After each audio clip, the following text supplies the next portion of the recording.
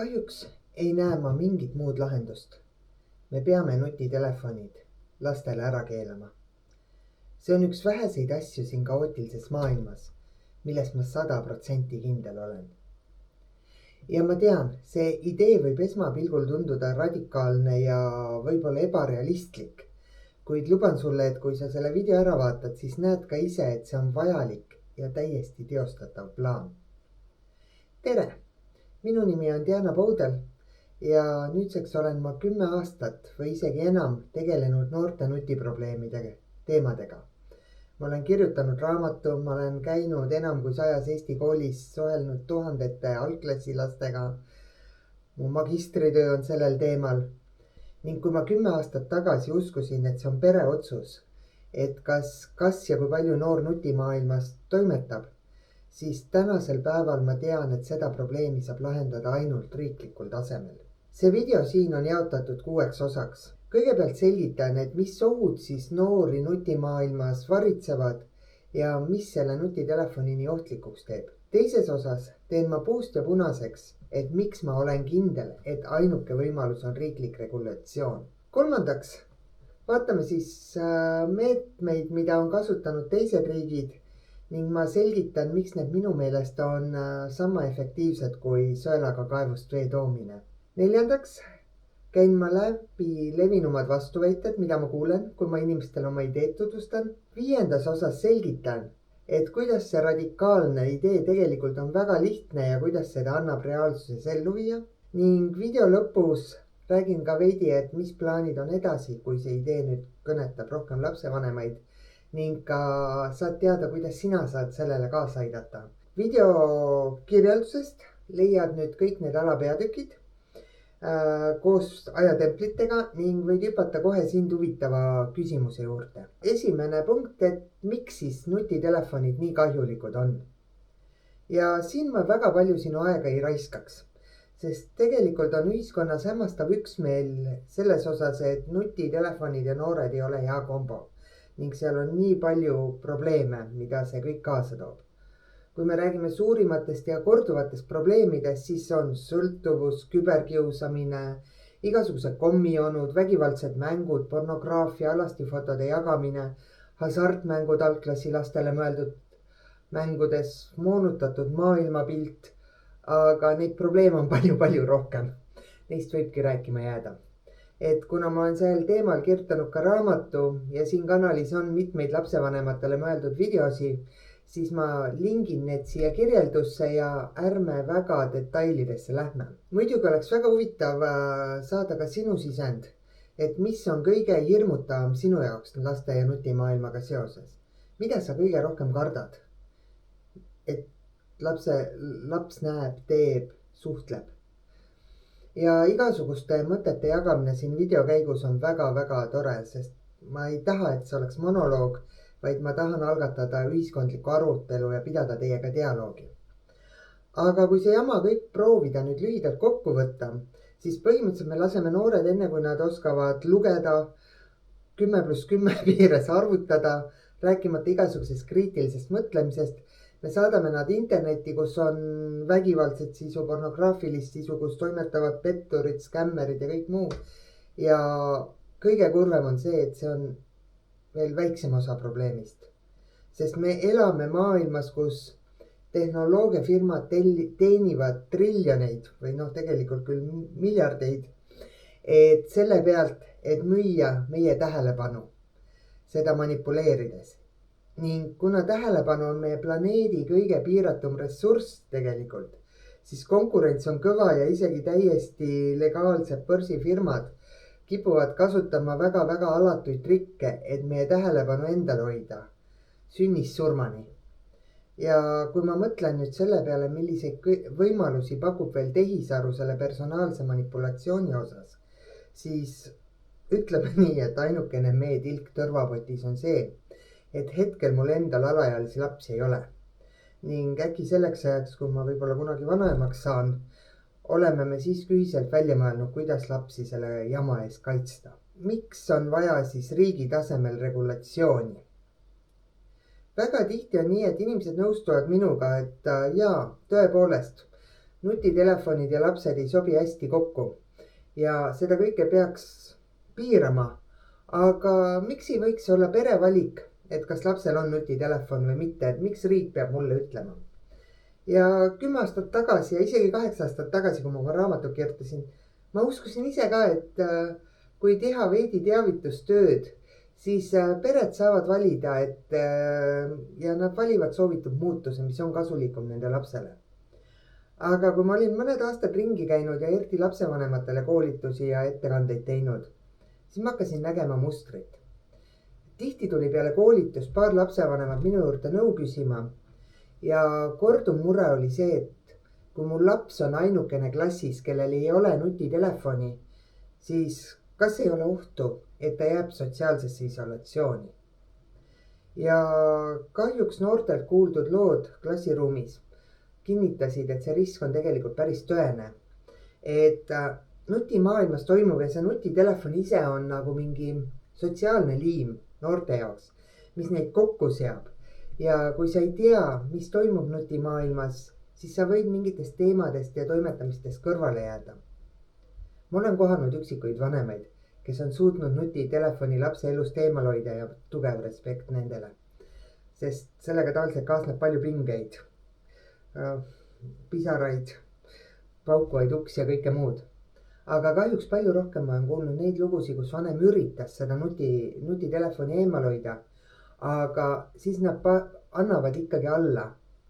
Sest see nutitelefon on nagu nakkushaigus ning kui kõigil klassikaaslastel on see nakkus olemas, siis on perel üksi väga keeruline seda haigust eemal hoida. Aga kuna ma ise ikkagi neid riiklikke regulatsioone väga ei armasta ja ütleme, need ei tule alati väga hästi välja, siis mu järgmine geniaalne idee oli see, et probleemi lahendame klassi tasemel. Et kui tervel klassil ei ole nutitelefone, siis sai ju tekkida sotsiaalset isolatsiooni ja tõrjutust. Ja paar aastat ma käisingi ringi, promosin igal pool siin YouTube'i kanalites näete ja ka offline koolitustel ideed, et teeme klassi tasemel kokkuleppe, et ei ole vaja vähemalt esimeses klassis neid nutitelefone, et ühelgi lapsel ei ole. Ja siis mul mingi hetk hakkasin kuulma lugusid, et mõned lapsevanemad õpetajad olid mu ideest kinni haaranud ning selle ka reaalses elus ära katsetanud. Ehk siis kas digiteadliku lapsevanema või õpetaja eestvedamisel tehti enne 1. septembrit, kui lapsed 1. klassi läksid, lapsevanemate koosolekul tavaliselt kokkulepe, et meie oleme nüüd nutitelefoni vaba klass. Ja ma olen kuulnud 3 lugu. 2 klassis olid lood üsna sarnased, et põhimõtteliselt oktoobrini oli elu ilus ja siis ilmusid esimesed nutitelefonid klassi ja nagu nakkusliku viirusega ikka, et kui juba paaril oli, siis hakkas neid tulema sügisel nagu seeni peale vihma. Ja enamikel noortel oli kiirelt nutitelefon siis taskus. Aga kõige kurvem lugu tegelikult on 3. Sest seal suutis klass kuni detsembrini väga ilusasti vastu panna, kõigil olid nuputelefonid. Aga siis tulid jõulud ja paaril lapsel oli jõuluvana kingikotis uhiuus ihaldatud nutitelefon. Ja püüa nüüd ette kujutada selle lapsevanema tunnet, kes peab oma lapsele selgitama või et miks sina ei olnud piisavalt hea, et jõuluvana sulle selle ihaldatud nagu nutitelefoni ei toonud. Et kui sul sõbrale või klassikaaslasele tõi. Ausalt, ma ei tahaks selle lapsevanema nahas olla. Kindlasti on neid näiteid rohkem. Ja kui sa oled ise püüdnud nutiviirusest lahti saada, siis kindlasti jaga oma lugu ka siin kommentaarides. Ükskõik kas õnnestus või ebaõnnestus. Need kõik lood on õpetlikud.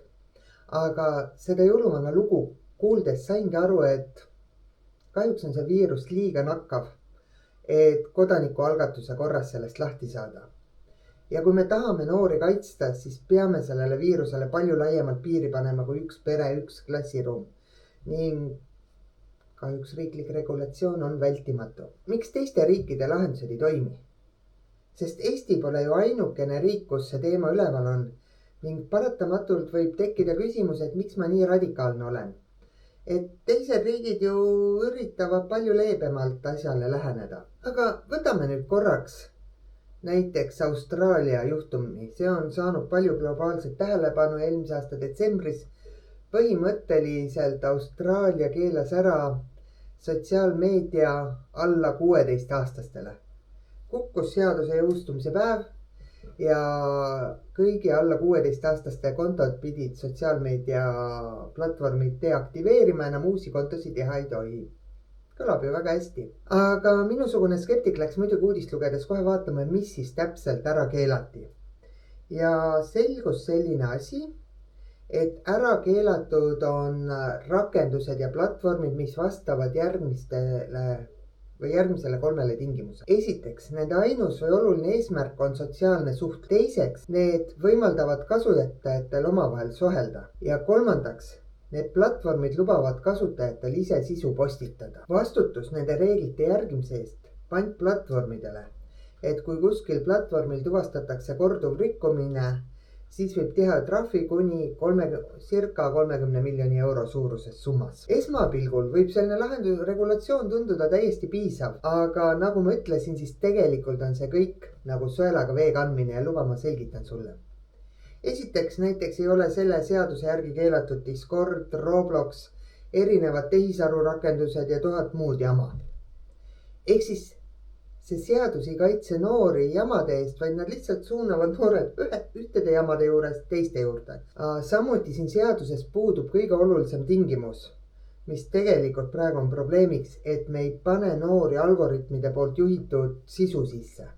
Ehk algoritmid valivad, mida noor näeb ja mida ei näe. Ehk siis praegu on täiesti okei teha platvorm, kus alaealine ei saa ise sisu postitada, aga kui me sinna tõmbame nii-öelda personaliseeritud sisu, mille on keegi teine kuskil loonud. Ning muidugi siin on ka käitumislik pool. Üleöö kaotasid 100 000 teismelised Austraaliast ligipääsu rakendustele ja oma võrgustikele, mida nad on aastaid kasutanud. Sellises olukorras on täiesti mõistetav noorte motivatsiooni ja isegi nendest reeglitest kõrvale hiilida. Ja ausalt öeldes ma ei pane pahaks, et lapsevanemad seal kaasa aitavad. Kui mul oleks 14-aastased lapsed, kellelt võetakse ära Snapchat, siis suure tõenäosusega ma aitaksin sellest piirangust neil mööda minna, et sõpradega suhelda. Sest ma ei näe lihtsalt mõtet sellisel seadusel. Aga kui kohe seadus kehtestades muutub normiks see, et mööda hiilimine on okei, siis ei ole väga tõhus seadus. Lisaks on veel see küsimus, kuidas seda vanust kontrollida. Iga õpetaja, kes on kunagi tundi andnud võõras põhikooli lõpuastmes või gümnaasiumis, teab täpselt, kui keeruline on näo järgi aru saada, kui vana mõni õpilane on. Et paned mööda 3 klassiga ja on pigem reegel kui erand. Samas mingi dokumendist foto ja nõudmine kasutajatelt tekitab paratamatult olukorra, kus me kõik peame neid dokumendi fotos üles laadima, ehk siis andma suurkorporatsioonidele ära veel rohkem andmeid. Lisaks siin on küberturvalisusega seotud probleemid. Praegu siis teeb Meta päris kallist lobitööd, et vanuse kontroll toimuks pigem juba seadme tasemel. Aga ütleme nii, et arvestades, et Meta sinna paneb miljoneid sisse lobisse, siis ma julgen kahtlustada, et ravi on hullem kui haigus ise. Et miks see tehnoloogiafirmad tegelikult väga tahaks, et me kõike see infot jagaks, sest mida täpsemini nad teavad, kes on seadme taga, seda personaalsemaks saab teha manipulatsiooni. Ja muidugi lisaks kõik andmed kipuvad päeva lõpuks lekkima ning mida rohkem me andmeid kogume, nõuame, seda õnnelikumad on ka küberkurjategijad. Ehk siis kokkuvõttes võib öelda, et kui noorel on see nutiseade juba näpus, siis väga keeruline on kontrollida, mida ta seal teeb ning kahjuks enamik seadusloojaid on selles vanuses, kus nad isegi ei ole kursis kõigi nende veidrate rakenduste ja keskkondadega, mida üks keskmine noor võib kasutada. Ehk siis Austraalia ja paljud teised riigid, kes Austraaliast on inspiratsiooni võtnud, nende suurim viga on see, et nad püüavad reguleerida seda tarkvara poolt. Aga maailmas on miljard veebilehte ja miljoneid rakendusi ning väga paljud neist ei ole väga seaduskuulelikud ja ei asu meie õigusruumis. Ning see reguleerimine on väga keeruline ettevõtmine. Palju mõistlikum oleks ju reguleerida selle ühe seadme kasutust, mis on ukseks kogu selle kaose juurde. ning mis eksisteerib ka füüsilises maailmas. Aga enne kui lahenduseni lähme, siis vaatame, millised on levinumad vastuväited sellele ideele. Sest nüüd ma olen juba aasta või paar ringi käinud ja seda ideed ikka siin ja seal nii offline kui sotsiaalmeedia vestlustes välja pakkunud. Ja mul on juba tekkinud nii-öelda korduma kippuvad vastuväited. Kui sul ühtegi vastuväidet ideele ei ole ja sa oled mulle 100% nõus, siis sa võid ausaldades selle vahele jätta ja liikuda järgmise osa juurde.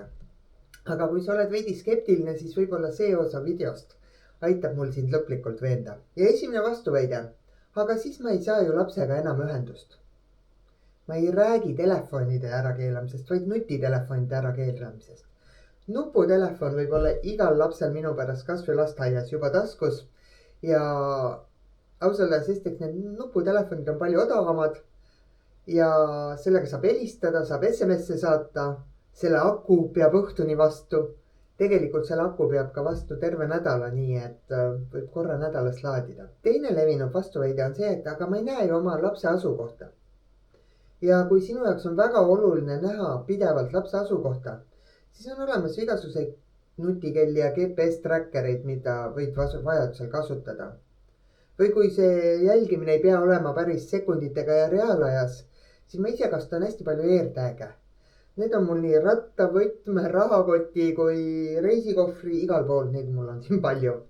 Ja need täiesti hästi aitavad vähemalt koolis leiab asjad kiirelt üles. Ma olen kadunud kotti otsinud. Kolmas vastuväide on tihti see, et aga mu laps vajab Google Maps'i. Siin ma ütleks, et Google Maps'i puudumine tegelikult toetab minu ideed.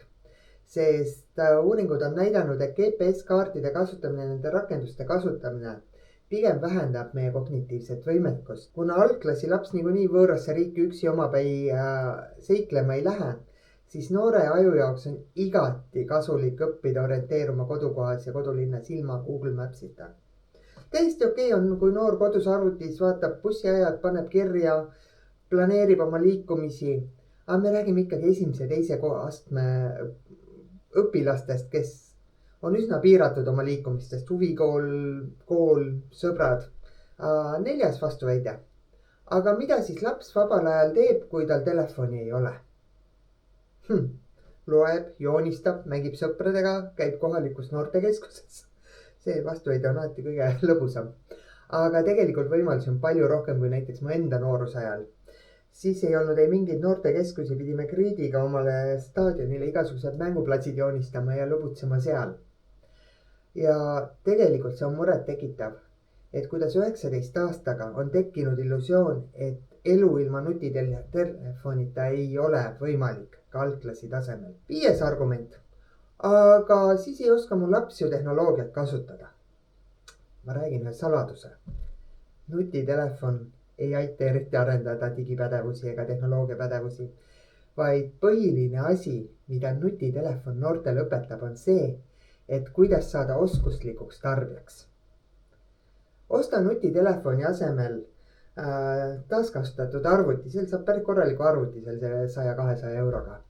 Pane see elutuppa ja suuna last näiteks Scratch'is progema või Canvas kujundama.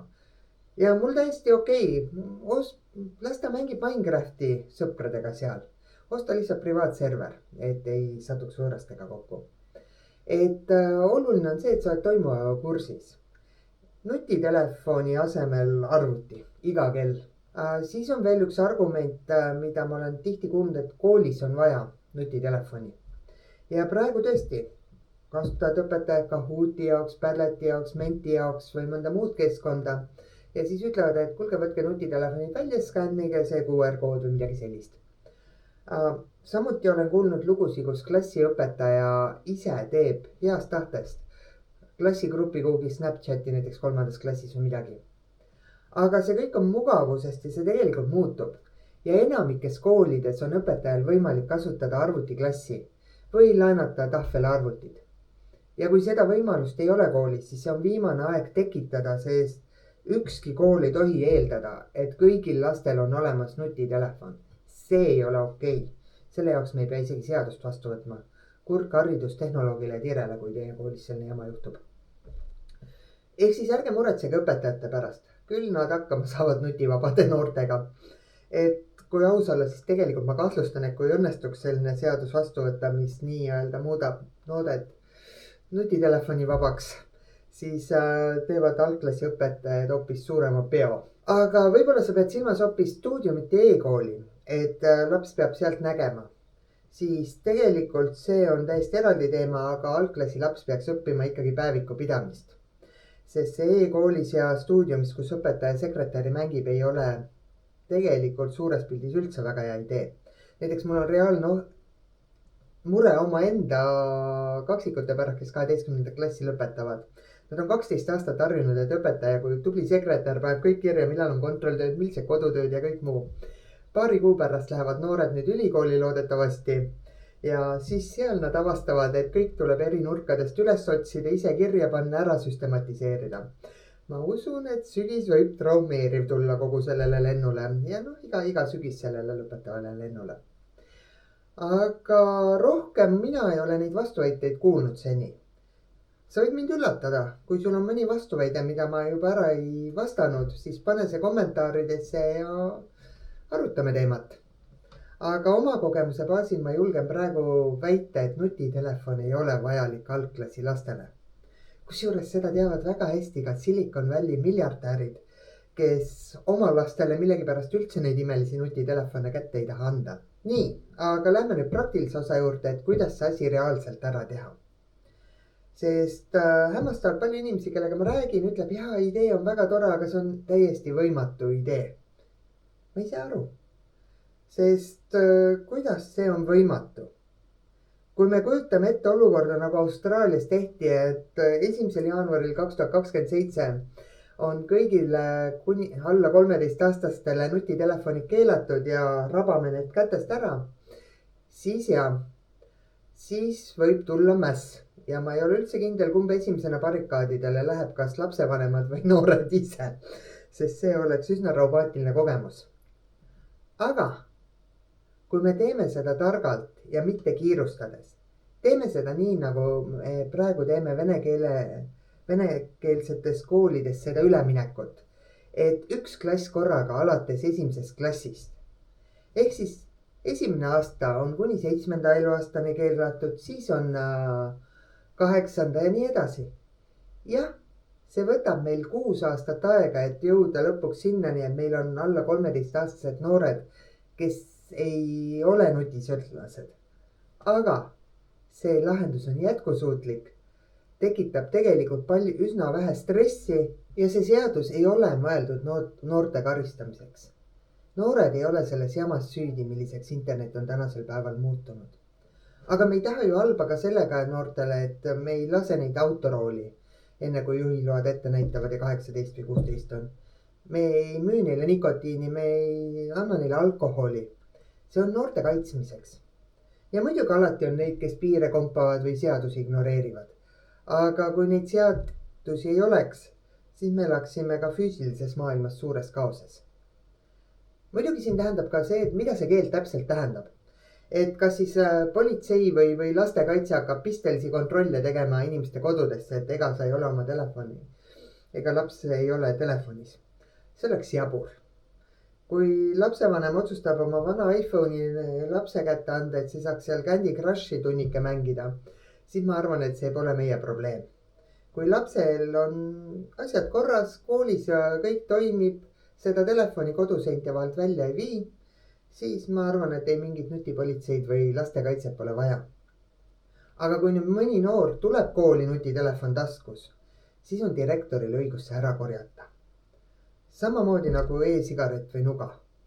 Ja lapsevanemal pole võimalik kooli ähvardada juristiga või kurta, et ta lapsele tehakse liiga. Te ei kujuta ette, mis jaburaid lugusid kuuleb, kui koolides ringi käia. Ja kõigi nende lapsevanemate jaoks, kes tahaksid oma noortele parimat, tahaksid, et nende laste aju normaalselt ja hästi areneks, siis see seadus annab võimaluse sellest nutiviirusest lahti saada. Sest see nutiviirus saab olla ainult üksiku lapse koduseinte vahel ja ei tule ühiskonda.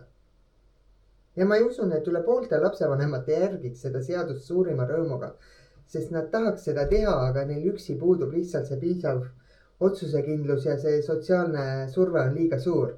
Aga kui see on seaduse järgi, siis ma arvan, et üllatav, kui palju seaduskuulelikke peresid meil on. Sest hetkel me oleme kahjuks olukorras, kus häid ja tarku valikuid tegev pere riskib sellega, et nende laps satub koolis kas kiusamise ohvriks või on lihtsalt tõrjutud. Ja see ei ole okei. Ning tegelikult, kui me räägime nendest peredest, kus on nutisõltuvus nii suur, et ei suudeta seda last isegi seaduse abil nutiseadmest eemale saada, seega ma ei alustaks ka seal karistamisest. Seal nad vajavad abi kollektiivselt. Me peame mingid meetmed välja mõtlema. Aga selle kõigega on tegelikult ka väga kiire. Me peame kohe tegutsema hakkama, sest kui me ootame veel 5 või 10 aastat selle seadusega, siis on hilja. Sest praegu sellel kevadel lõpetavad gümnaasiumi noored, kes sündisid koos iPhone'iga 2007. aastal. Ning kui need noored veel siin 5-10 aastat edasi hakkavad ise lapsi saama, siis on võib-olla hilja sellele hullusele pidurit panna. Ja lõpetuseks nagu lubatud, et mis on järgmised sammud ja kuidas sina saad aidata. Ning selle video eesmärk ongi testida, et kui suur toetus ühiskonnas sellele ideele on. Ma tahaksin teha mingi hetk rahvaalgatus.ee lehele pöördumise, et see jõuaks Riigikokku, aga sellel on mõtet ainult siis, kui seal on vähemalt 1000 allkirja all. Või tegelikult, et Riigikogus tõsisene arutelu oleks, peaks seal 10 000 vähemalt olema. Seega, kui sa oled nüüd selle video siiani vaadanud ja see idee sind kõnetab ja sa oleksid valmis sellisele petitsioonile algatusele allkirja andma, siis palun anna praegu märku sellega, et sa paned like'i sellele videole. Kui sa oled 100% idee vastu, siis vajuta julgelt nuppu ei meeldi. Sest see statistika annab mulle vajaliku info, kui näen, kui palju vaatajatest reaalselt seda ideed toetavad, kui palju vastu on ja kui paljud siis nii-öelda ükskõiksed on. Kui sa nüüd tunned, et sa tahaks aktiivsemalt kaasa lüüa ja oled nõus ka panustama siin selle rahvaalgatuse teksti kokkupanekul, siis palun kirjuta mulle kiri @dianapoudel.ee. Mulle väga meeldiks, kui mul oleks veidikene kaasamõtlejaid ka siin algatust tehes. Kui see idee sind kõnetab, aga sa pole päris kindel ikka, et kas see on parim lahendus, siis võta see video, jaga oma sõpradega, jaga seda oma klassis lapsevanemate grupiga ja arutage koos, mis võiks olla alternatiiv, kuidas seda nutiviirust ravida saaks ja sellele piiri saaks panna. Ja muidugi, kui midagi põnevat välja mõtlete, siis palun pane ka siia kommentaaridesse.